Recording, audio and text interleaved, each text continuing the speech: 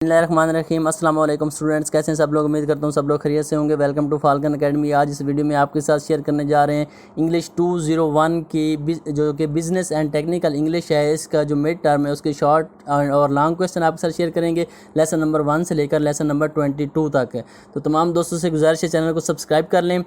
चलते हैं जी, ये एक फ़ाइल आपके लिए तैयार की है, आप इस फाइल को अच्छे से रीड कर लें तो इसके बाद आपके जो शॉर्ट एंड लॉन्ग क्वेश्चंस हैं वो आपके काफ़ी हद तक क्लियर हो सकते हैं। तो क्वेश्चन नंबर 1 है जी, effective oral communication is a combination of many skills. कि जो इफेक्टिव ओरल कम्युनिकेशन है वो कौन कौन सी स्किल्स का कम्बिनेशन है। तो ये 4 दी हुई हैं, आपने इनको पढ़ लेना है। आपके लिए मैं सिर्फ क्वेश्चन पढ़ूंगा, आंसर आपने खुद पढ़ लेने हैं फाइल के अंदर से। तो नेक्स्ट क्वेश्चन है जी, formal and informal oral reports. के जो फार्मल और इनफॉर्मल ओरल रिपोर्ट्स होती हैं वो कौन कौन सी होती हैं और वो क्या होती हैं, ये नीचे आपके दिया हुआ है। नेक्स्ट है जी, इन्फॉर्मेटिव स्पीकिंग क्या होती है। इसके बारे में आपको पता होना चाहिए कि इन्फॉर्मेटिव स्पीकिंग में क्या क्या चीज़ें आती हैं, ये सारा आपके सामने दिया हुआ है। नेक्स्ट है जी, परसुएसिव स्पीकिंग क्या होती है, इसके बारे में आपने थोड़ा सा ब्रीफ करना है। 2 नंबर का भी क्वेश्चन आ सकता है आपके पास, और आपके पास ये 3 नंबर का भी और 5 नंबर का भी क्वेश्चन आ सकता है। नेक्स्ट है जी, डिलीवरी मेथड्स कौन कौन से हैं। ये 4 मुख्तलिफ किस्म के डिलीवरी मेथड्स हैं, आपको इन चीज़ों इनका पता होना चाहिए। उसके बाद ये प्रिपरेशन क्या होती है, पैरामीटर्स कौन कौन से पैरामीटर्स चाहिए होती हैं किसी चीज़ की प्रिपरेशन के लिए, तो ये आपके सामने दिए हुए हैं। और नेक्स्ट क्वेश्चन है जी, प्रेजेंटेशन डिलीवरी में कौन कौन सी चीज़ें यूज़ होती हैं। उसके बाद है जी, writing your letter of application. के जब आपने लेटर ऑफ एप्लीकेशन लिखना है तो आपने क्या क्या चीज़ें करनी है, आपने ये डिफ़ाइन करना है, प्लान करना है, ड्राफ्ट करना है, एवेलुएट करना है और रिवाइज करना है। नेक्स्ट है जी, राइटिंग फॉर एक्सपर्ट्स। जब आपने एक्सपर्ट्स के लिए लिखना है तो आपने कौन कौन से आपने रूल्स मद्देनज़र रखने हैं। आगे है जी, purpose of read a document. के किसी भी डॉक्यूमेंट के रीड करने का जो पर्पज़ होता है वो आपने लिखना है। नेक्स्ट है जी, डॉक्यूमेंट पर्पज़। डॉक्यूमेंट का क्या पर्पज़ होता है। नेक्स्ट है जी, एक्सप्लिसिट पर्पजेज़। के एक्सप्लिसिट पर्पजेज़ कौन कौन से होते हैं। नेक्स्ट है जी, टू प्रोवाइड इंफॉर्मेशन रिपोर्ट्स। आपने जब इंफॉर्मेशन रिपोर्ट्स को आपने प्रोवाइड करना है तो आपके पास कौन कौन सी चीज़ें होनी चाहिए, ये आपके पास सारी लिखी हुई हैं, आपने इन चीज़ों को एक दफ़ा गौर से देख लेना है। नेक्स्ट है जी, फैंटम रीडर्स कौन से होते हैं। फैंटम रीडर्स क्या होते हैं, कौन से होते हैं, ये आपके सामने दिया हुआ है। उसके बाद फ्यूचर रीडर्स क्या होते हैं, कम्प्लेक्स रीडर्स क्या होते हैं, ये सारे मुख्तलिफ किस्म के रीडर्स होते हैं। इनका क्वेश्चन आपके सामने ब्रीफली दिया हुआ है, आपने इनको एक दफ़ा देख लेना है। नेक्स्ट है जी, characteristic of effective technical communication. जो इफेक्टिव टेक्निकल कम्युनिकेशन होती हैं उनकी जो कैरेक्टरिस्टिक्स हैं, उनकी जो खसूसियात हैं वो कौन कौन सी होती हैं, ये 5 दी हुई हैं आपके सामने। नेक्स्ट है जी, एक्यूरेसी क्या होती है। एक्यूरेसी किसी भी डॉक्यूमेंट के लिए बहुत ज़्यादा ज़रूरी होती है, आपको पता है जितना ज़्यादा एक्यूरेट होगा उतनी ज़्यादा इन्फॉर्मेशन को वो सपोर्ट करेगा। नेक्स्ट है जी, डॉक्यूमेंट एक्यूरेसी क्या होती है, स्टाइलिस्टिक एक्यूरेसी क्या होती है, टेक्निकल एक्यूरेसी क्या होती है। ये सारी एक्यूरेसी की ब्रांचेज हैं, ये सारी आपने याद करनी है। ये सारी 2 नंबर के या 3 नंबर के क्वेश्चन आपके पेपर में आ सकता है। नेक्स्ट है जी, क्लैरिटी क्या होती है, इसकी डेफिनेशन आपने लिख लेनी है। नेक्स्ट इसमें कौन कौन सी चीज़ें इन्वॉल्व होती हैं, फिर इसकी मुख्तलिफ टाइप्स कौन सी हैं, 3 इसकी टाइप्स हैं। फिर आपने ये तीनों टाइप्स भी अलग अलग आ सकती हैं कि स्ट्रक्चरल क्लैरिटी क्या होती है, स्टाइलिस्टिक क्लैरिटी क्या होती है, कंटेक्चुअल क्लैरिटी क्या होती है, ये सारी इसकी टाइप्स भी आ सकती हैं। और इससे आगे चलते तो कंसाइजनेस, वो जो 7 C's का एक फार्मूला है ना, आपने अपने बुक में पढ़ा होगा, वो ये बहुत ज़्यादा अहम, ये इसमें से काफ़ी सारा पेपर आपका आता है। आगे है जी, कंसाइजनेस। के कंसाइजनेस क्या होती है, इसकी डेफिनेशन दी हुई है। नेक्स्ट है जी, कोहेरेंस। के टेक्स्ट के अंदर जो कोहेरेंस होती है वो क्या होती है, इसमें ये 6-7 पॉइंट लिखे हुए हैं, आप पढ़ सकते हैं। नेक्स्ट है जी, the 7 C's of effective communication. ये बहुत ज़्यादा अहम सवाल है, इसमें से काफ़ी सारे MCQs भी आएंगे और शॉर्ट क्वेश्चन भी आएंगे कि ये जो 7 C's हैं ये क्या हैं, ये आपके सामने लिखी हुई हैं, आपने इनको एक दफ़ा याद कर लेना है। आगे है जी, कम्पिटेंस क्या होती है, वो आपको फिर सबको अलग अलग बता रहा है। कम्पिटेंस की डेफिनेशन आपने लिख लेनी है, इसको आपने अपने जहन में बिठा लेना है। नेक्स्ट है जी, कंसाइजनेस। के कंसाइजनेस क्या होती है, इसका भी आपने ये सारा आपके पास काफ़ी मटेरियल लिखा हुआ है। इसके बाद है कंसिड्रेशन क्या होती है, फिर आपको बता रहा है कि कंक्रीटनेस क्या होती है, फिर आपको बता रहा है कि क्लैरिटी क्या होती है। क्लैरिटी के बाद आपने ये कोर्टेसी को देख लेना है, कोर्टेसी क्या होती है। आगे है जी, करेक्टनेस क्या होती है।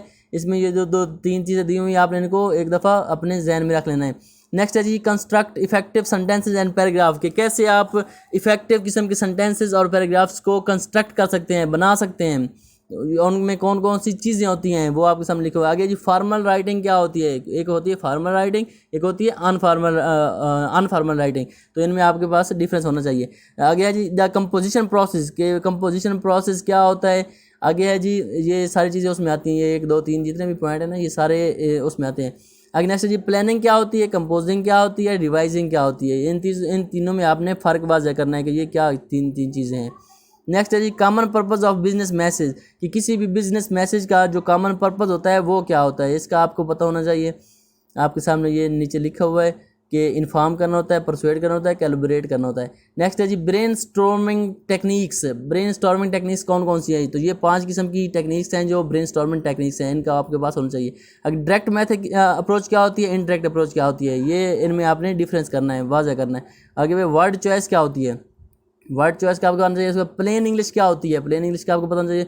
उसके बाद है जी, functional words and content words क्या होते हैं, फंक्शनल वर्ड्स क्या होते हैं और कंटेंट वर्ड्स क्या होते हैं, ये पता होना चाहिए। आगे स्ट्रॉन्ग वर्ड्स क्या होते हैं, स्ट्रॉन्ग वर्ड्स। उसके बाद है जी, 5 ways to develop a paragraph, के पैराग्राफ को डेवलप करने के कौन से 5 तरीके होते हैं, ये आपके सामने लिखा हुआ है। आगे जी, टाइप्स ऑफ सेंटेंस क्या होते, कितनी किस्म के सेंटेंस होते हैं, 3 किस्म के, सिंपल, कंपाउंड, कम्प्लेक्स, ये टाइप्स ऑफ सेंटेंसेज है, ये काफ़ी अहम सवाल है।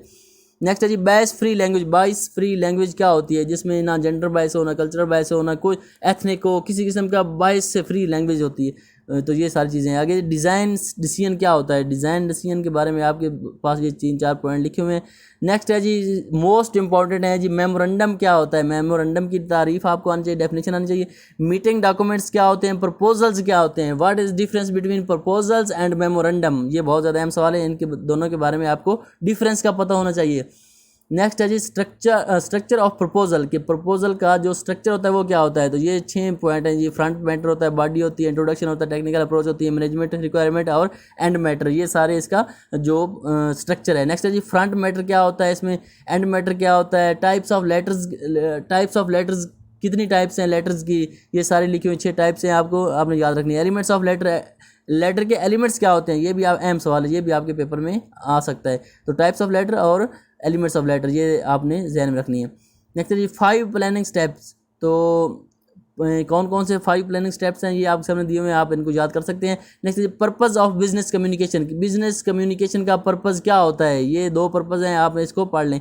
इनडायरेक्ट प्लान क्या होता है और डायरेक्ट प्लान आप पहले पढ़ चुके हैं, अब ये आपके लिए इनडायरेक्ट प्लान दिया हुआ है। आगे जी, मोटिवेटिंग विद परसुएसिव मैसेज, कि आपने परसुएसिव मैसेज के जरिए किस तरह मोटिवेट करना है लोगों को, तो ये 4-5 किस्म के पॉइंट दिए हुए हैं, इनके ज़रिए आप कर सकते हैं। आगे ऑर्गेनाइजिंग परसुएसिव मैसेज, आपने ऑर्गेनाइज कैसे करना है परसुएसिव मैसेज को, ये सारे जो क्वेश्चन दिए हुए हैं ये बहुत ज़्यादा इंपॉर्टेंट है। आपने इस फाइल को अच्छे से करना है, तो आप बुक ना भी पढ़ें तो आपके अच्छे मार्क्स इसमें आ सकते हैं। प्लानिंग सेल्स लेटर्स, कि आपने सेल्स लेटर को किस तरह प्लान करना है। गुड रिपोर्ट क्या होती है, गुड रिपोर्ट आपने किस तरह लिखनी है, ये सारा आपको दिया हुआ है। गुड जजमेंट क्या होती है, किसी के बारे में आपने जजमेंट देनी है तो वो गुड जजमेंट आप कैसे दे सकते हैं। आगे जी, what is a report being prepared, कि आपने किस तरह रिपोर्ट को प्रिपेयर करना है। Decision about the format style organisation of report considered it's, तो आपने किस तरह फॉर्मल जो रिपोर्ट का जो फॉर्मेट वगैरह होगा वो आपने किस तरह रखना है, तो ये इन चीज़ों को मद्देनजर रखते हुए आपने प्लान करना है। प्लानिंग शॉर्ट रिपोर्ट आगे कि शॉर्ट रिपोर्ट को आपने किस तरह प्लान करना है, ये सारा दिया हुआ आगे। डिवेलपिंग स्ट्रक्चरल क्लास को आपने किस तरह डेवलप करना है।